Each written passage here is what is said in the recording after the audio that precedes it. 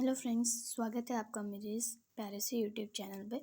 आज हम करने वाले हैं हमारे क्लास 10th का चैप्टर नंबर 2 ज्योग्राफी का, जो कि है forest and wildlife century. तो आज हम इस चैप्टर को थोड़ी सी देर में ही पूरा कंप्लीट कर देंगे, ठीक है। So let's get start.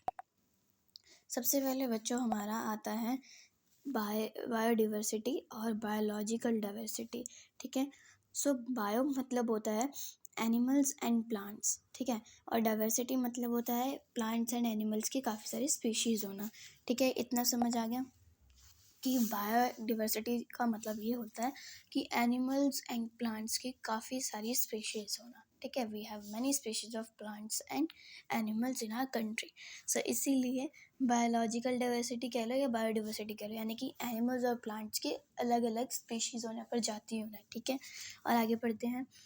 India जो है, ये जो मैंने मेन में कर रखा है ना आगे, मतलब ये तो हमारी हेडिंग्स है, ये भी हेडिंग है, ठीक है। लेकिन ये जो मैंने ऐसे में डाल रखे हैं ना, ये मेरे इंपॉर्टेंट टॉपिक मैंने डाल रखे हैं, इसको थोड़ा ध्यान से पढ़ लेना, ठीक है।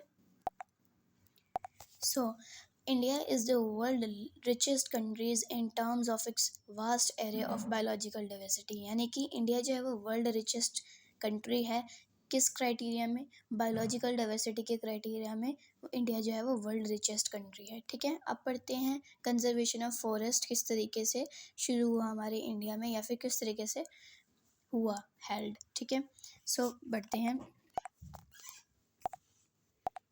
तो सबसे पहले क्या हुआ? बैनिंग ऑन हंटिंग, यानी कि हंटिंग के ऊपर जो शिकार करते थे जानवरों का, उनको बंद कर दिया गया। और legal protection to the habitats of animal, यानी कि एनिमल्स के रहने सहने को थोड़ा सा लीगल प्रोटेक्शन दी गई, ठीक है। यानी कि उनको थोड़ा सा कह सकते हैं कि फैसिलिटीज़ दी गई उनके रहने सहने को, ताकि उनके ऊपर कोई हंटिंग ना कर सके, ठीक है। तीसरी चीज़ क्या करें? Respective trade in wild life, यानी कि ट्रेड में भी एक थोड़ा सा चेंज आया कि यानी कि वाइल्ड लाइफ के ऊपर ट्रेड करना थोड़ी अच्छी बात नहीं है, तो इम्पोर्ट एक्सपोर्ट में भी थोड़ा बहुत चेंज आया है, ठीक है। आगे बढ़ते हैं। उसके बाद क्या हुआ? Publication of all India list of protective species, यानी कि जो स्पीशीज़ ख़त्म होने वाली थी उनके लिए लिस्ट में मतलब इंडिया की लिस्ट में उन प्रोटेक्टिव स्पीशीज़ के नाम लिखे गए, ताकि उनको एक्सटिंक्ट होने से बचाया जा सके, ठीक है। यानी कि जो एनिमल्स की जो स्पीशीज़ जो ख़त्म होने वाली थी उनको बचाने के लिए लिस्ट में इनके नाम लिखे गए थे और उनको थोड़ी सी प्रोटेक्शन दी गई थी, ठीक है। Then establishment of national park and wildlife sanctuary, ठीक है। यानी कि नेशनल काफ़ी सारी पार्क्स बने और वाइल्ड लाइफ सेंचुरीज बनने लगी, ठीक है। और announcement of projects such as Project Tiger in 1973 in which Corbett National Park in Uttarakhand, ठीक है। और ये जो जितने भी पार्क्स, ये पूरा पैराग्राफ ही इंपॉर्टेंट है, ठीक है। जब भी प्रोजेक्ट टाइगर के बारे में पूछ लिया जाए तो बता देना। इसके अंदर क्या हुआ था? टाइगर की जो प्रजाति थी वो कम होती जा रही थी। किस कारण? पोचिंग ऑफ टाइगर्स, ठीक है। यानी कि टाइगर की ट्रेड ज़्यादा बढ़ने लगी थी, उनके ऊपर हंटिंग ज़्यादा होने लगी थी, पोचिंग एंड श्रिंकिंग होने लगी थी, यानी कि उनके खाल उधेड़ कर अलग अलग कह सकते हैं शो पीस वगैरह या फिर अलग अलग चीज़ें बनाई जाने लगी थी। जिस वजह से क्या हुआ था? प्रोजेक्ट टाइगर्स का क्या था? उनकी जो आबादी थी, उनकी जो स्पीशीज़ थी वो कम होती जाती, तो इसीलिए 1973 में टाइगर्स को बचाने के लिए काफ़ी टाइगर रिजर्व्स बनाई गई, जैसे कि कॉर्बेट नेशनल पार्क जो कि उत्तराखंड में, सुंदरबन जो कि नेशनल पार्क जो कि वेस्ट बंगाल में है, ठीक है, और एक्सेट्रा। 2 ही बताए हैं, लेकिन आपके बुक में और भी बताए गए हैं, तो उसको प्लीज़ ध्यान से पढ़ लेना, ठीक है। Have been declared as tiger reserve, they are 39 tiger reserves, ठीक है। और भी काफ़ी सारी 39 टाइगर रिजर्व्स बने। क्यों? क्योंकि क्या हो रहा था? टाइगर्स की जो स्पीशीज़ थे वो कम हो रही थी। किसके कारण? क्योंकि ट्रेड ज़्यादा बढ़ गई थी और हंटिंग ज़्यादा होने लगी थी। इसीलिए टाइगर्स की जो आबादी थी, जो उनकी स्पीशीज़ थे वो कम होती जाती थी। तो इसीलिए ये रिजर्व्स, नेशनल पार्क्स बनाए गए। किसके लिए? टाइगर के लिए। उसी को हम प्रोजेक्ट टाइगर बोलते हैं, ठीक है। ठीक है। और legal protection to black buck, the great Indian bustard etcetera, और कुछ कुछ लीगल प्रोटेक्शन दे दी गई थी। वही चीज़ जो मैंने आपको समझाई थी, जो जो एनिमल्स ख़त्म होने वाले थे उनके लिए एक लीगल प्रोटेक्शन उनको दी गई थी, ठीक है। और wild life act of 1980 and 1986 have included various types of butterfly is modes and dragon fly, ठीक है। सो 1980 और 1986 में जो वाइल्ड लाइफ एक्ट जो बनाए जा रहे थे सरकार के द्वारा, उसके अंदर बटरफ्लाइज की भी काफ़ी स्पीशीज़ और ड्रैगन फ्लाई की भी काफ़ी स्पीशीज़ को इंक्लूड करा गया था, ताकि उनकी भी स्पीशीज़ को थोड़ा सा लीगल प्रोटेक्शन दी जाए। क्यों? क्योंकि अगर एनिमल्स हमारे लिए इम्पोर्टेंट है तो इंसेक्ट्स भी इम्पोर्टेंट है। ठीक है, मतलब सबका एक अपना अपना कह सकते हैं एक योगदान है इस पूरी धरती में, है ना। इस पूरी धरती के ऊपर सबका अपना अलग अलग योगदान है।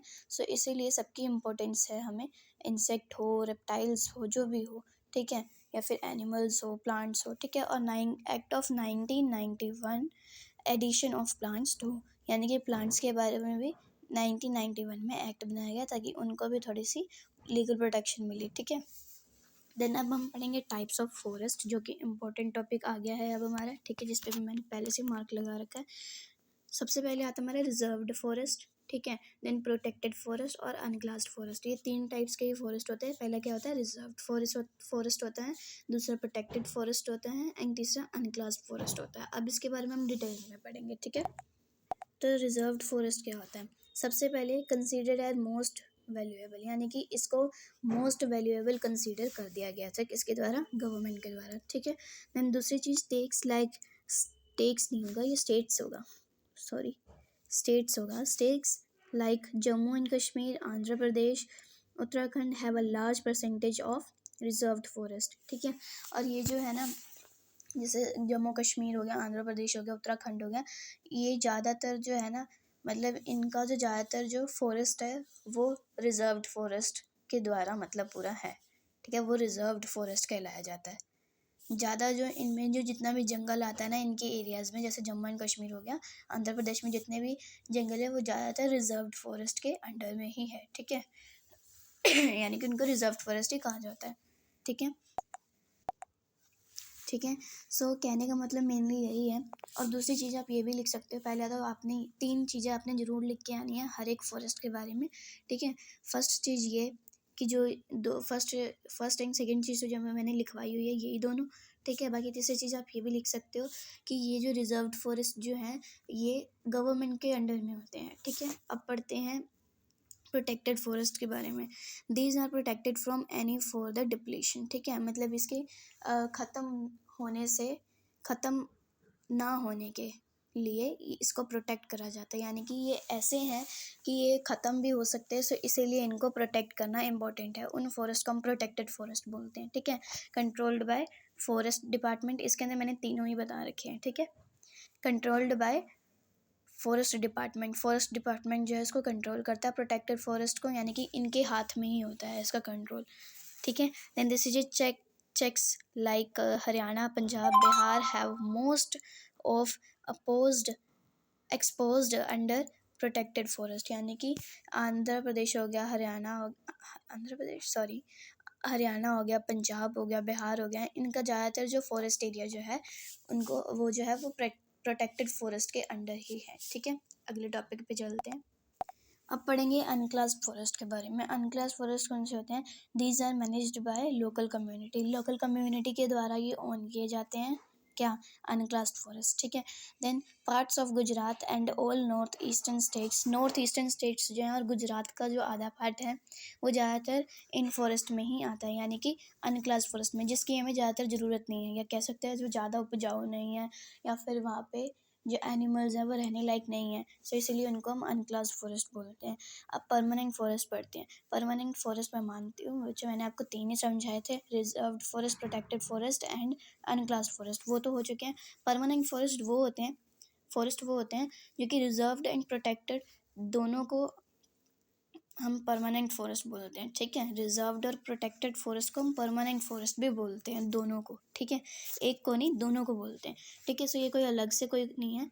रिजर्व्ड फॉरेस्ट यानी कि जहाँ पे परमानेंट फॉरेस्ट यानी कि रिजर्व्ड और प्रोटेक्टेड फॉरेस्ट दोनों इकट्ठे, उनको हम परमानेंट फॉरेस्ट बोलते हैं। ठीक है, और these are maintained for growing timber and other forest produce. और ये जो होते हैं, ये जो फॉरेस्ट होते हैं ये ज़्यादातर टिम्बर्स को ग्रो करने के लिए होते हैं और फॉरेस्ट प्रोड्यूस, ताकि ज़्यादातर हम फॉरेस्ट को प्रोड्यूस कर सकें। क्यों? क्योंकि फॉरेस्ट होना भी इम्पोर्टेंट है। क्यों? जानवर के लिए। ठीक है, जानवर नहीं तो सड़कों पे आ जाएंगे। सो इसीलिए उनके लिए फॉरेस्ट प्रोड्यूस करने के लिए भी रिजर्व्ड फॉरेस्ट और प्रोटेक्टेड फॉरेस्ट की ज़रूरत पड़ती है, जिनको कि हम परमानेंट फॉरेस्ट भी कहते हैं, दोनों को, ठीक है।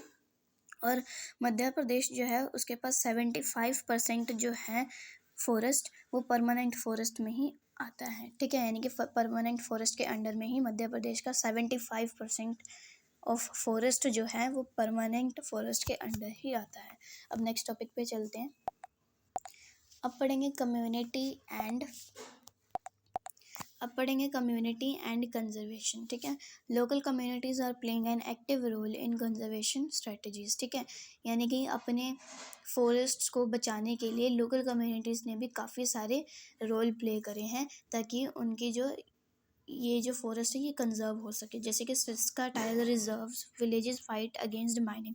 जैसे कि सरिस्का टाइगर रिजर्व जो बनाया गया था उसके अंदर विलेजर्स ने, यानी कि गांव के लोगों ने अगेंस्ट लड़ाई करी किनके, माइनिंग के। और जैसे in Alwar 120 hectares of forest declared as Bhairav Dev ठेकव सेंचुरी बाय इनहेबिटेंट, ठीक है। और अलवर में 120 हेक्टेयर्स जो है वो डिक्लेयर कर दिया गया था एक वाइल्ड लाइफ सेंचुरी के, ठीक है। यानी कि गांव वालों ने ही ये बनवाई थी अपनी ज़मीन दे करके, ठीक है।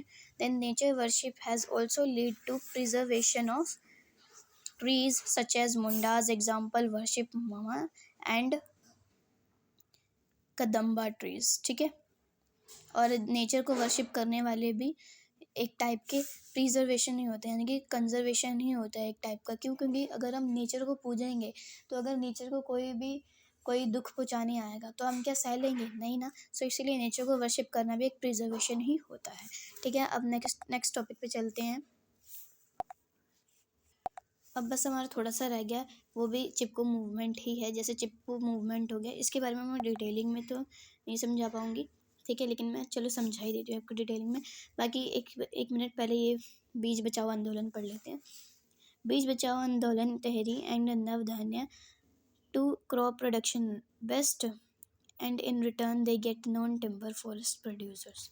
मेनली आपको ये बताऊँ, बीज बचाओ आंदोलन में ये था कि हम विदाउट सिंथेटिक केमिकल्स को यूज़ करके अपनी खेती को अच्छा और बेस्ट उगा सकते हैं, उसकी अच्छी प्रोडक्शन करवा सकते हैं और लोग जो हैं वो हेल्दी भी रहेंगे।